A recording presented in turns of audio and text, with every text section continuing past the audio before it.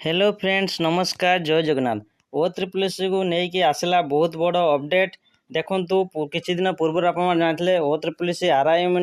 जो आवेदन होता तार जो पोस्ट थिला पोस्ट बढ़ी जहाँकि 5012 पोस्ट था बर्तमान गोटे आप दुखद खबर कि जहाँकि पोस्ट कमी दिखाई देखो केउँ जिले में कमी दी कौ पोस्ट कमी दी तो आसतु आपको भिडियो प्रथम शेष पर्यटन देखूँ जदि आप चैनल नुआ चैनल को लाइक कमेंट शेयर और सब्सक्राइब करूँ संपूर्ण डिटेल्स आपको जनइबी आसतु संपूर्ण भिडियोटी देखूँ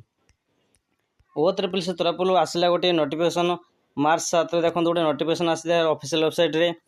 जहाँकि पूर्व पोस्ट थिला पोस्ट बढ़ी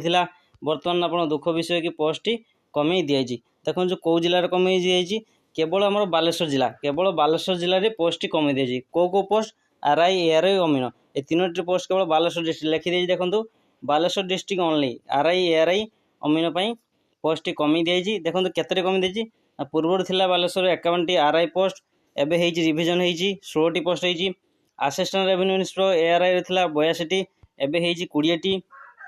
अमीन थिला 43 पोस्ट एवं 9 टोटाल बढ़ी 166 पोस्ट जहाँकि बालेश्वर बर्तमान से कमिकी 45 पोस्ट हो जाए तो आप देखूँ टोटाल नंबर वैकेंसी था अमीन 463 बर्तमान तार नंबर हो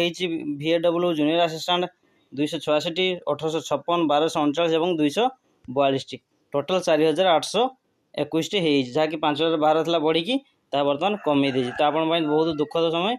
तो आप नोटिस देखी नियंतु एवं फॉर्म आवेदन कर जदि भिडियो भल लगता है भिडियो को लाइक कमेंट शेयर और सब्सक्राइब कर दिंतु।